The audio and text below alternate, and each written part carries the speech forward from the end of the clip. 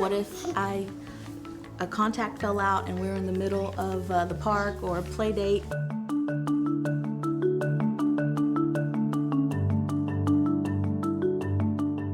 When we were thinking about refractive options for my wife, a lot of it had to do with how nearsighted and how much astigmatism she has. She wasn't a great candidate for LASIK, but thankfully there was an option called toric ICL.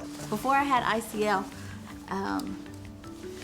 there was more added stress to my life as a mom, and packing up a diaper bag is hard enough, and then having to take my glasses and my extra pair of contacts and the extra pair of glasses in my bag.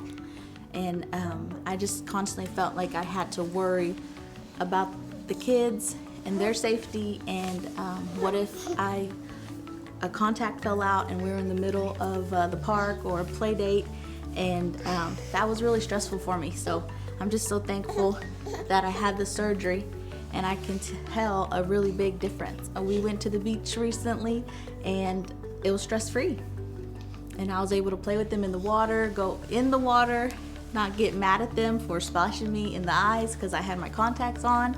And it was the best memories I've had as a family together.